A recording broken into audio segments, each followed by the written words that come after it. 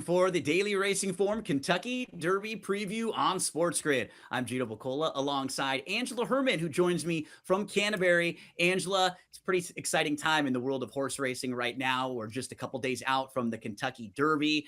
We've been following these horses for the last couple of months, and now we have to make our final decision. So I know you're rocking some of the sports gear out there right now. It's a great time to be a sports fan. It is a great time to be a sports fan, whether you like hockey like I do or like basketball like you do. We both like horse racing. So this is one of the highlight weekends of our spring. And I mean, but both of our teams rolling, hopefully keep that momentum going into the Derby, because this is one of those fields that I didn't see a standout. I mean, there's a few that are going to take some money, but it does look like a great opportunity, both in this race and some of the surrounding races, to make some cash and to keep that good mojo rolling. We're going to go through the field horse by horse for the Kentucky Derby. But before we do, we want to let you know about one of the latest products that DRF has created for new fans of horse racing, DRF Newbie. Think horse racing is too complicated? Think again. And they're off! Every pro was a newbie once. Meet DRF Newbie, the mobile tool loaded with daily racing form data and the power of DRF AI. What a shocker! Get the insights you need fast so you can play smarter and feel more confident. DRF Newbie, horse racing made simple. Try it free today. Visit newbie.drf.com. I get a lot of messages from folks who are playing the Kentucky Derby. Maybe they're not the most hardcore racing fans. If that's you, if you're just getting into the Derby, you're not sure how to pick a horse, check out DRF Newbie. Much simpler way to understand the race, to compare horses, and to make a pick without feeling overwhelmed. Angela, it can be a little overwhelming when we have this field of 20 in the Kentucky Derby. We got to make our way through it. So let's start with Renegade, and we'll go inside to outside. Renegade has all along been kind of in that top tier. He's always been really highly regarded, and he's in that big three of Kentucky Derby choices. It's like him, Commandment, and Further Ado, who are going to take a lot of the money. But he was the unlucky one who drew the rail. So he's going to be down on the inside, and he's probably going to be pretty far back in the maybe last 3 or 4 horses in this field. Do you think he has a chance to come from way out of there from the rail and win this thing? Of course he has a chance, because despite his size, which is a factor for me, and his running style, he's proven himself to be at or very near the cream of his crop. I do not like the rail, and you can kind of see the graphic right there. That's exactly why. With his style, he has to go around 19 other horses, essentially. So I wouldn't be surprised if Irad just takes him back to last and lets that kick find its way through. It's just a matter of how wide does he have to go. He's going to have to make a lot more difficult decisions than some of his competition. The ability's there. Obviously, the connections are there. It's just he's going to need a lot more luck than some of the others. And for the price, I would rather go with them. The Harry Potter fans will be out in full force for Albus, the number 2, who's the next one up. He was a long shot winner of the Wood Memorial, and his trainer is the son of Bill Mott, who actually won the Kentucky Derby last year. So Riley Mott has actually a few horses in the Derby this year. What do you think about Albus coming off of that Wood Memorial win? Albus did definitely outrun his odds to win the Wood Memorial, and he was a little bit geared down, I suppose, loping along on his left lead towards the line. But what do you think of the Wood Memorial? Because I wasn't really blown away by the finish anybody put in there. And the Wood Memorial hasn't been the most productive race in recent times. You have to go back to 2000 to find the last time that the winner then went on to win the Kentucky Derby. Albus could do it, but there are some other horses that fit his mold, I think, that look a little bit more likely to me. Yeah, he's going to have to get a little bit faster, right? Can he take that step forward? Yeah. Sure, he's moving in the right direction, but it might be asking a little too much of him too soon. We get to Intrepido, who was pretty good as a 2-year-old last year. He hasn't really had any of the big wins as a 3-year-old this year. And you can see he is one of the longest shots in the field. He was one of the last horses to qualify and to make it into the Derby. And he's run very well as a juvenile. And depending on what you thought of the juvenile runners as opposed to some of the horses who have come to hand this year, I think it really shows in his couple of races as a 3-year-old that they left him behind. And even though he did show that early potential, he isn't maybe working the best at Churchill, worked a little faster than they wanted to. And Intrepido just doesn't seem to be coming into this all systems go. So with that being necessary, I think, for all the luck that you need in the Derby, I think that Intrepido is a bit up against it. When it comes to training horses for the Derby, Bob Baffert may be the best of all time at getting horses ready for the Kentucky Derby. He has two in this race. One of them is a really big long shot litmus test. And if you're looking at the projector, the number 4 litmus test is the horse that our projector feels like will be on the lead. So that is one thing about the Bob Baffert trained runners, Angela. They generally go forward. They're usually pretty aggressively ridden, and he puts them in the race. What do you think about litmus chance here? A litmus test's chances here at a big price. And putting the blinkers on, you'd think that they tip their hand a bit with what they want to do with him.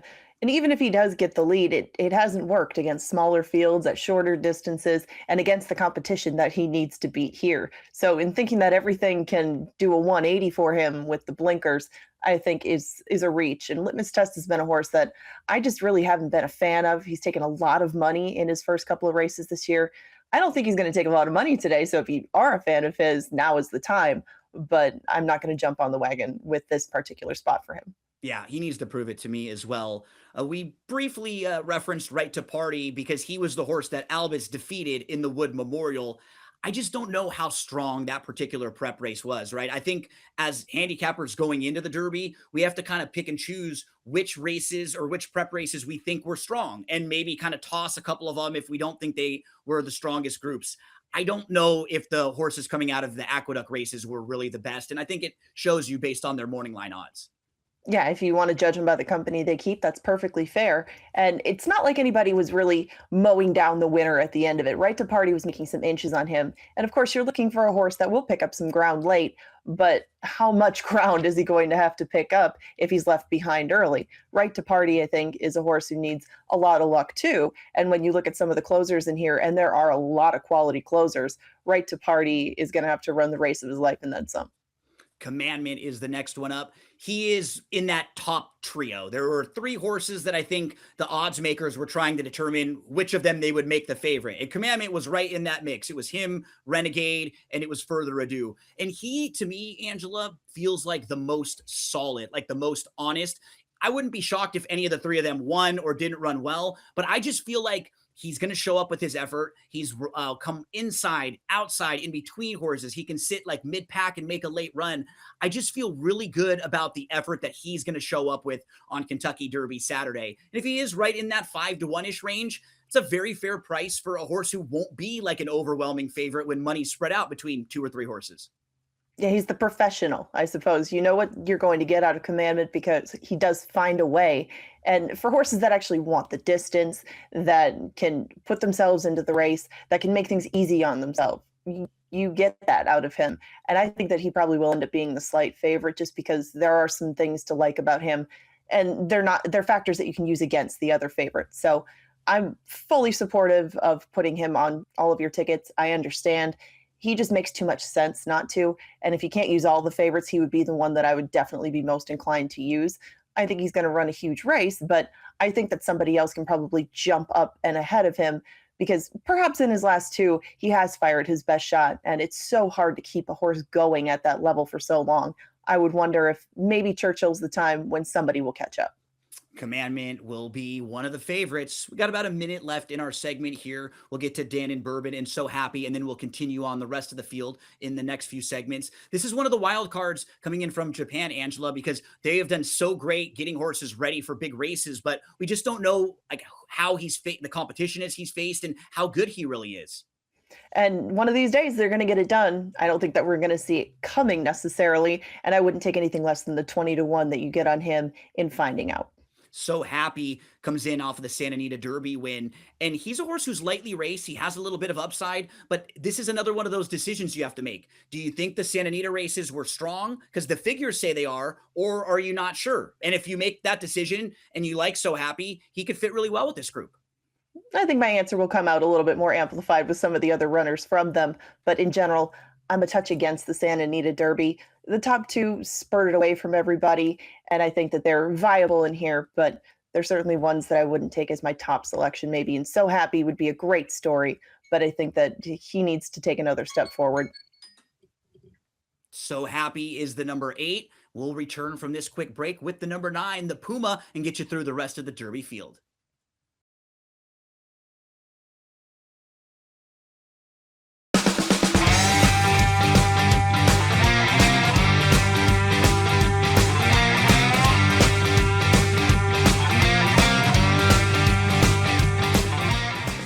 if you enjoy what you're watching right now and maybe you want a little bit more help, you can go deeper with DRF's Derby package. You can see right on the bottom, just scan the QR code right there. It'll take you right to the website. Past performances, expert picks, clocker reports, full analysis, betting strategies, a ton of extra help if you're playing the Derby and some of the races leading up to the Kentucky Derby. But we have to continue on through this Derby field. We get to the Puma. And I mean, Angela, when you're talking about horses in this field that are battle tested, he's faced all of the big horses in here. He was behind Renegade. He actually beat Further Ado, and he was right on the wire with Commandment. This is a really honest horse. I don't know if he wants to go quite this far, the distance of 1.25 miles, but gosh, when you look at his overall form, he's been right there with some of the real top contenders in this field. He definitely belongs with these kind of horses, but I have the same question that you do, just because of when he's hit the lead in some of these races and how he's finished them off. It's not that he's significantly tired, but he's tired enough that I question if another furlong or two is really going to see him hit a wall, because he does put so much into the early parts of his races. You know, he keeps himself in it, and that will definitely be a great tool in here. But the Puma still is one of a few that I really think maybe mile and a 16th sort of thing. He's got a long, prosperous career of doing that sort of thing, but I do question 1.25 miles. Another wild card is Wonder Dean. He actually won the UAE Derby over in Dubai, but he's a Japanese runner who has spent the bulk of his career in the early part of his career in Japan. So again, I didn't get the sense that the UAE Derby was that strong this year with Wonder Dean and 6 Speed. We're going to talk about in just a minute. So I'm going to take that approach that I didn't really love that race all that much. So I prefer, I think, the 7 who we spoke about earlier when we're talking about the international runners. And I would say the same thing, where it's not so much I feel like he powered by, whereas 6 Speed just ran out of gas. So yeah, you question how strongly he's going to finish off, and you'll need to. It's a long, grueling stretch run. He'll be coming, I'm sure, and he'll keep himself, in the picture. I don't know for how long in the race, but Wonder Dean has the same questions as any international runner. What price are you willing to gamble on for a horse that is a relative unknown? Not for me, but if you are willing to take the gamble and throw them on your tickets, you will get paid on the day that one of these Japanese horses comes up with pay dirt.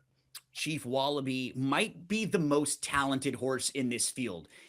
We just don't know if he's put it all together quite yet. He's like that super, super talented athlete that just, maybe hasn't grown up all the way yet or mentally hasn't put it all together. But they add the equipment of the blinkers for this race, and he's trained by the winner of last year's Kentucky Derby. So we have the same trainer and the same jockey of Sovereignty right here with Chief Wallaby. Chief Wallaby has a lot of things that I like in a developing sort of horse at a price. I don't think that it's going to be 8-1. I guess it would be 6-1, but he's showing you a lot of good things in the morning, adding the blinkers. Now, I know I'm not a huge fan of that when it comes to litmus test, but Chief Wallaby seemed to be getting himself close to horses and maybe not running away from them, but he's only 3 starts deep into his career. I just see some upside in a horse that has a bit of speed and can keep himself clear of trouble. And I think the more races you handicap with me, that's where my opinion will lie a lot. And Chief Wallaby is a horse I like a ton in this spot, and I think he's going to run a big race. Unfortunately, we got the news that Silent Tactic will have to be scratched out of this race. They're going to see if they can regroup and maybe get him to the Preakness. It didn't seem like it was too big of an issue, but Silent Tactic will not be running this weekend. So that will open up the starting gate for the number 21 that we can get to Great White in just a bit. Patente is the second of the Bob Baffert trainees. I prefer him of the 2, Angela, because I think it just comes down to that discussion we were having before. If the Santa Anita Derby ends up being a strong race, then Patente and So Happy, they've got a shot in this field. If we look back after and Patente and So Happy don't run all that well, maybe we can say the Santa Anita Derby got a figure that was a little too high, or maybe it wasn't quite as good as it could have looked on paper. So, I go back and forth, but I do think he is the more interesting of the 2 Baffert runners, and I could see him in the mix at a big price. Well, and I think that if you do have a nice opinion of the Santa Anita Derby, if you like So Happy and you use him, you have to use this horse too, just because of the relative inexperience. And they kind of switch trips. So if you think that Patente goes back to the different tactics, perhaps he does have a bit more stretch punch. Now, if either one of them has the stretch punch that they did there, they could probably pick up a piece, but I don't think that would be enough to win. So if the names that come with it, the names that you recognize, the Bob Bafferts, Juan Hernandez, take the money that they shouldn't. That's the only real argument I have against this horse. The next two that we'll talk about both come out of the Louisiana Derby. They were the top two finishers in the Louisiana Derby. Emerging Market won that race. Angela, he's only raced twice. He is the most lightly raced horse in the field. And jockey Flavian Pratt, he had a choice of a couple different horses that he could have picked in here. He ends up on Emerging Market. I think a lot of it has to do with the trainer because he rides so many horses for trainer Chad Brown. He was probably going to end up on, any Chad Brown runner, but he could have been on a few different horses and he ends up here on Emerging Market. So what do you think about this one in the Louisiana Derby horses? You could certainly land on a worse 15-1 shot. He's 2 for 2 and he did it with guts. What you think of the Louisiana Derby? I thought it was a usable race. I am going to take a couple of horses out of there because I think they'll provide value. They don't necessarily come home with authority, but there was some things at play there, and I thought that the pace was demanding. So I wanted horses that stayed relatively close, and he did. He stayed wide and he gutted it out. I like what Emerging Market brings to the table. I just think that you might get a little bit better price on the horse next door that was just ahead behind him. And that's Pavlovia in the 16, who has been just so much better since the blinkers have come on, and he's gotten right in the race. And the trainer and owner and jockey have all talked about how he just is a horse who doesn't like to get past, Angela. And I think he'll be up there in the mix. I feel like he's going to be closer to the lead than the projector has him. I would think so too. And I think the Pavlovian might not be outright on the lead. I think he might be chasing one or two horses, but be in that first line that would get the jump on some of the very classy closers in here. And if he does get into a fight, you know that he'll put up a good one. You might not win it, but he's going to be a bomb. And with some of the speed that he brings to the table and some other elements, you know that he can handle what's thrown at him. You know that he'll be a mature horse out there, and you know that he's going to be honest. So that's what I would ask of a horse that's going to be his price to include in the mix. And like you mentioned, the more aggressive tactics being closer with him have really seemed to wake him up. We're getting ready for a quick break, Angela.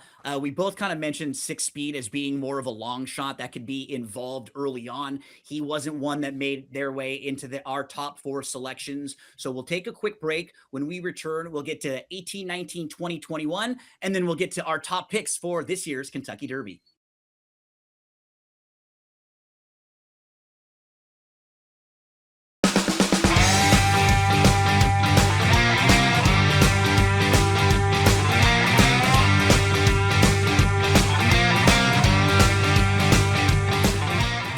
If you're interested in more information about the Derby, head on over to shop.drf.com. Check out that Derby package, or you can scan the QR code right at the bottom of your screen.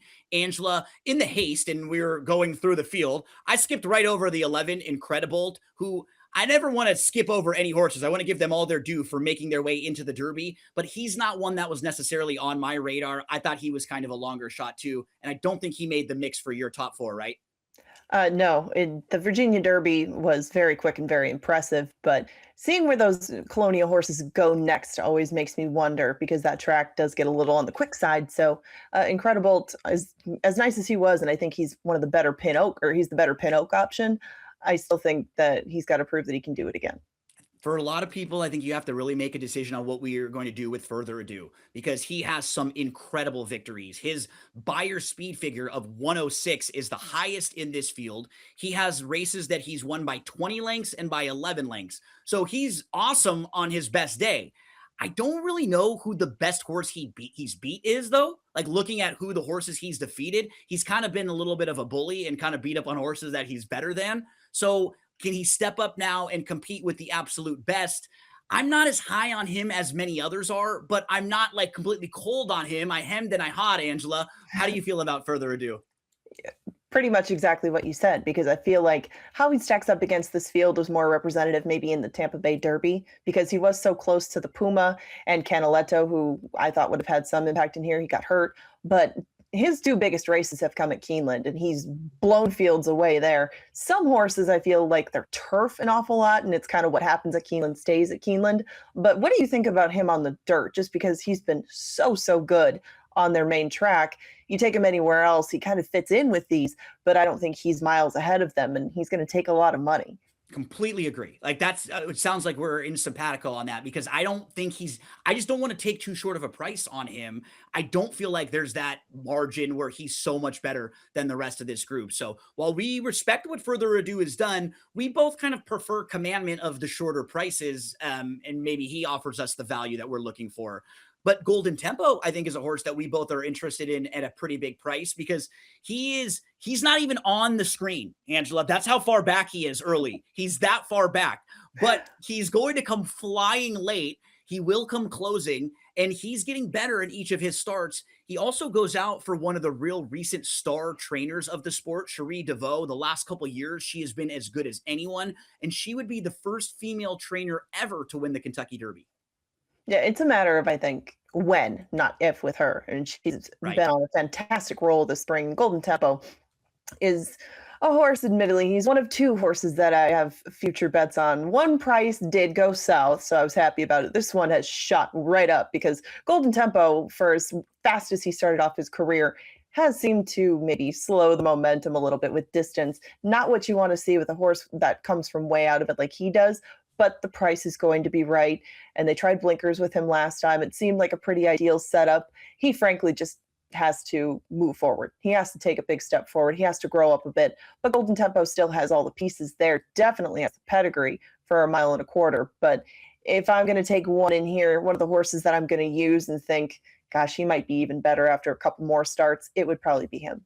Completely agree. Just going in the right direction. The final two here, the 20 Full Effort and then the 21 Great White. What's tough to gauge about both of them is their best races have been on synthetic surfaces. So they're not really proven on the dirt at all. Full Effort is trained by Brad Cox, and he did the same sort of thing last year with a horse named Final Gambit, who ran pretty well when he finished 4th in the Kentucky Derby. So Full Effort and then a few seconds on Great White. Any positive thoughts on either one of them?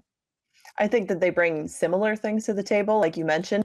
I thought you might mention Final Gambit. That's kind of the instant term that everybody brings forth with Full Effort. Similar sorts of horses. I thought maybe he had more of a lofty reputation than Full Effort, but he will be picking up pieces. He's just going to have to cover an awful lot of ground. Both of them are. And I think given the fact that we don't know them as proven commodities on the dirt, only makes me demand more of a price than I'll probably get. So there's your field for the 2026 Kentucky Derby. Now we will move to our selections. Remember, if you need any additional help, we've got the Kentucky Derby packages available for you. DRF Newbie is available for you at newbie.drf.com, or you can play along with myself and with Angela. Angela, how do you want to stack them up? Give us a quick 10-second run through of your top four.